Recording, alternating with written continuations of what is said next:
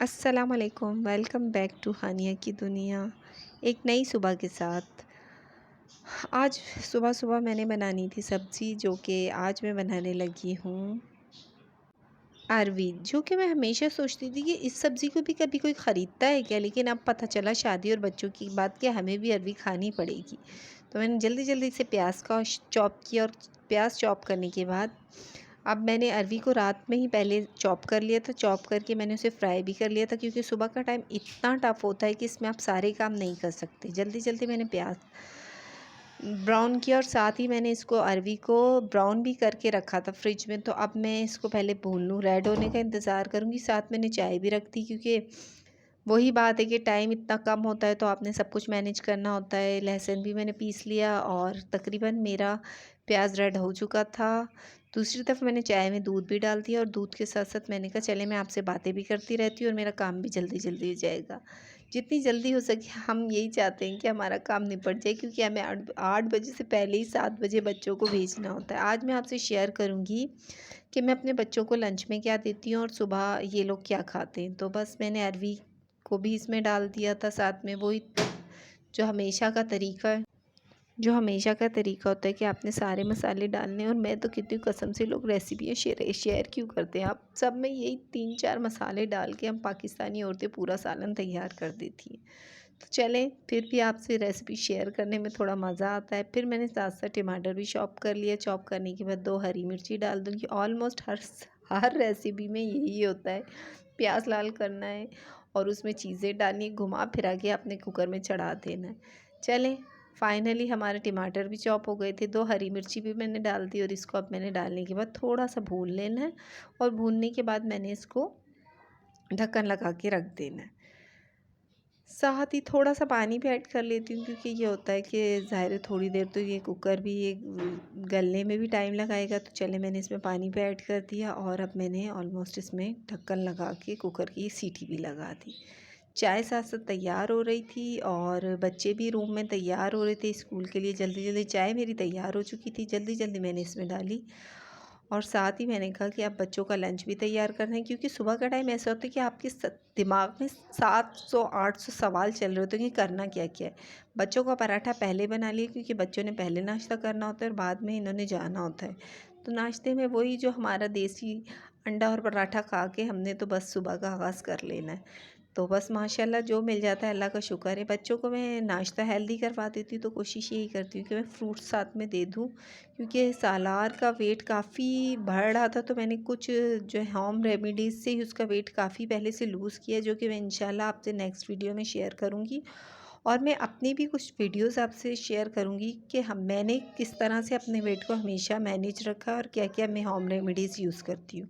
बात साथ ही मैंने बच्चों का थर्मोस बना लिया था, क्योंकि रात में ये हुआ कि टाइम नहीं मिला बच्चों के थर्मोस को बनाने का, वरना मैं रात में ही तैयार करके फ्रिज में रख देती हूँ तो सुबह बच्चे ले जाते हैं। लेकिन आज ये था कि चलें, साथ मेरी अरवी भी तैयार हो चुकी थी और ये गल भी गई थी। आज मैंने कपड़े धोए थे। कपड़े धोने के बाद मैंने कहा चलें इनको समेट लिया। ये कपड़ों की जो फटीके हैं ना, आज तक मुझे समझ नहीं आई ये क्या ज़िंदगी है। ऐसे लगता है कि हम तो धोबी की दुकान पे खड़े हैं और सारा दिन हम कपड़े धोते रहते हैं और समेटते रहते हैं, और मैं समझती हूँ कि ये हर घर का यही हाल है। तो जल्दी जल्दी बस कपड़ों को समेटना एक बहुत बड़ी मसला होता है, और मैं चाहती हूँ कि कपड़े सिमट जाए तो सारे काम हो जाते हैं। कपड़े सिमट जाते हैं, आपका घर भी साफ़ सुथरा रहता है, चीज़ें बिखरी हुई भी नहीं लगती। तो यही होता है कि बस इनको एक जगह लगाना होता है। फिर प्रेस करने का तो जब मेरे पास टाइम होता है मैं तभी प्रेस करती हूँ। साथ ही ये मैंने मीनार बना दिए थे, और मैंने अब इनको जल्दी जल्दी से छुपाने के लिए मैं इन्हें अलमारी में रख देती हूँ, कि जब आपके पास टाइम हो, जब 2 4 6 8 आप लेके आराम से प्रेस कर लें। और ये बहुत अच्छा होता है कि आप इनको तह लगा के कहीं रख दें। अक्सर लोग तो बांध बांध के रख लेते हैं, लेकिन ये होता है कि जब वो खोलते हैं तो फिर शलवार कहाँ और कमीज़ कहाँ यही करते रहते हैं। तो ये होता है कि तह करके रखने से ये फ़ायदा है कि आपको जितने कपड़े इस्त्री करने हो आप निकाल कर और उनको लेकर आराम से इस्त्री कर कर अपनी जान छुड़ाएं। बस मैं ये कर चुकी थी। अब इसके बाद मुझे सफाई करनी थी, तो मैंने कहा चलें, ये कपड़े मैं तह कर चुकी थी और आज मेरा बिल्कुल मूड नहीं था इसे प्रेस करने का। साथ ही मैंने रूम की सफाई शुरू कर दी, क्योंकि मैं एक देसी हाउसवाइफ हूँ जिसे सारे काम खुद करने पड़ते हैं। और शायद मेरे फिट रहने की वजह भी यही है कि मैं काम बड़े मज़े से कर लेती हूँ और खुशी से करती हूँ। अपने काम करने में जितना मुझे मज़ा आता है ना, कसम से मैं कहती हूँ, अपने घर के काम, आज फ्रिज भी बच्चों ने देखे, मैं इतनी स्ट्रिक्ट हूँ बच्चों के मामले में कि कचरा नहीं करना तो बच्चे अक्सर केले खा के उनके छिलके भी फ्रिज में रख देते हैं, जिसकी सफाई मुझे करनी पड़ जाती है कि मम्मा डांटेंगी। चले, मैंने जल्दी मैंने रूम की सफ़ाई शुरू कर दी, क्योंकि टाइम यही होता है कि जल्दी जल्दी आपको सब कुछ मैनेज करना होता है, लेकिन मोहम्मद काम करने ही नहीं देता। हानिया नहा चुकी थी, मैंने कहा कौन से कपड़े पहनने, हमेशा बच्चे ये कहते हैं ये नहीं पहनने, मैं कहती हूँ यही पहनने, क्योंकि हमारी अम्माओं ने भी हमारे वक्त में हमारे साथ यही किया था जो हम अपने बच्चों के साथ करते हैं। लेकिन बच्चे तो बच्चे हैं ना, फिर भी माँ की बात तो माननी पड़ती है जब तक वो हमारे हाथों के नीचे होते हैं। अल्लाह पाक बच्चों के नसीब अच्छे करे, इन्हें सेहतमंद ज़िंदगी दे। बच्चे तो बहुत खूबसूरत होते हैं और इन्हीं के सहारे तो हमारी ज़िंदगी इतनी खूबसूरत होती है। चने साथ आज आई थी मछली, जिसको मुझे लगाना था मसाला। तो बस ये जब से पैकेट्स के मसाले हैं तो हम देसी औरतों की तो ज़िंदगी आसान हो गई है। मसाले लगाए और मियाँ जी के आगे रख दिया। बड़ा ही मज़ा आता है, उन्हें कहते वाह वाह वाह, फिर पूछते भी हैं बड़े शान से, सही की ठताइन, फिर वो यही कहते हैं कि बहुत मज़े की। तो यही होता है कि हमें ऐसा लगता है कि जो हमने बनाया है वो बेहतरीन है, जबकि उसके पीछे सारा क्रेडिट तो डब्बों के मसालों का होता है। लेकिन वाकई में जो टेस्ट इनका आता है वो किसी चीज़ का नहीं आता है। आज मुझे याद ही नहीं रहा कि मैंने दोपहर में खाना ही नहीं खाया, तो चले, मैंने कहा मुझे भूख भी लग रही थी, तो मैंने कुछ स्नैक्स बनाने थे। ये कबाब फ्रीज़ हुए हुए पड़े थे, तो मैंने कहा चलो इन्हीं से गुजारा कर लेते हैं। और साथ मैंने चाय भी रख दी, और बस साथ साथ मैंने कहा चलो 2 फ्राई कर लेती हूँ, एक सालार खा लेगा, एक मैं, वरना बच्चे सालार तो मुझे कभी भी नहीं खाने देगा। तो चले, साथ साथ चाय भी तैयार हो रही थी और तकरीबन मेरी चाय भी रेडी थी, और ये मैं कबाब भी फ्राई हो जाए। और मुझे गोल वाले पापू से तो इतनी मोहब्बत है जितनी चाय से भी ना हो। तो फिर रात हो चुकी थी, तो चले, मैंने कहा फ़िश को भी फ्राई कर लिया जाए। अक्सर मेरे मियाँ को मैं फ्राई मछली देती ही नहीं हूँ, मैं उन्हें हमेशा ओवन में ही करके देती हूँ। लेकिन भाई आज तो उन्होंने कहा था कि मैंने भी फ्राई मछली खानी है, भले आप कुछ भी कर लो। तो मैंने कहा चलें, आपको भी मिल जाएगी, ऐसी क्या बात है। ना खिलाने की वजह ये होती है कि इसमें इतना ऑयल होता है और मुझे बड़ा डर लगता है ज़्यादा ऑयली चीज़ों से।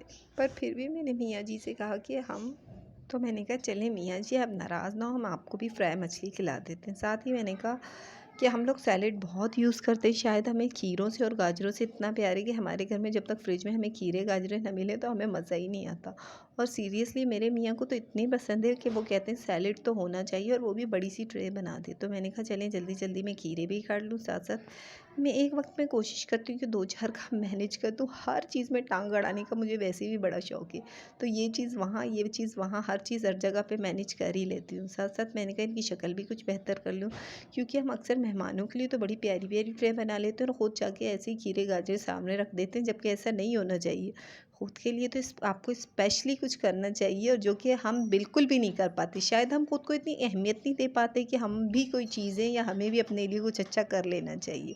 चलिए, ये मेरी फ़ाइनल लुक थी, और बस खाना मेरा रेडी हो गया था। तो तकरीबन मैंने साथ साथ जल्दी मैंने कहा रोटी भी बना लूँ तो बच्चों को दे दूँ। और आज तो मियाँ जी सब्ज़ी ला के रखी हुई थी, जो इसका वो मेरी इंतज़ार कर रही थी कि जल्दी से आप आओ और इनको समेटो। तो मैंने कहा चलो रोटी बनाने के बाद देखेंगे कि क्या करना है, क्योंकि रात फ्री में मेरे पास जितना टाइम होता है मैं मैनेज कर लेती हूँ। जो बची कुची चीज़ें मैं रात में ही करती हूँ, बच्चे सो जाते हैं, बड़ा शांति सा माहौल होता है। तो ये कुछ आ गई थी पालक, तो मैंने कहा चलें आज ही इसको रात में ही चॉप करके रख दूँगी, तो ये होगा कि सुबह आप किसी भी टाइम बनाना हो तो। अक्सर तो मैं इसको बॉयल करके भी रख लेती हूँ, लेकिन अगर टाइम ना हो तो इसको काट के रखती हूँ, क्योंकि एक दफ़ा किसी ने कहा था कि इनके अंदर भी कीड़ा होता है, वो किसी दूध में चला गया था और बच्चे मर गए थे। उसके बाद तो मुझे इतना डर लगता है कि मैं तो कहती हूँ भाई इसको काट के ही रखो, ताकि अच्छे से धो कर के कीड़े पीड़े हों तो वो इसमें ना हो, क्योंकि ये तो घट्टे की तरह बंद होती है, तो इसमें पता भी नहीं चलता कि क्या है क्या नहीं है। तो उस दिन से तो मैं सीरियसली इतनी डरी हुई हूँ कि मैं तो कोशिश करती हूँ इसके काट के एक पालक को मैं तो छान छान के देखती हूँ कि कहीं कोई कीड़ा मकोड़ा तो घुसा हुआ नहीं है इसमें। प्लीज़ मेरे चैनल को सब्सक्राइब कीजिए और मुझे सपोर्ट कीजिए, बेल आइकन को दबा दीजिए। अल्लाह।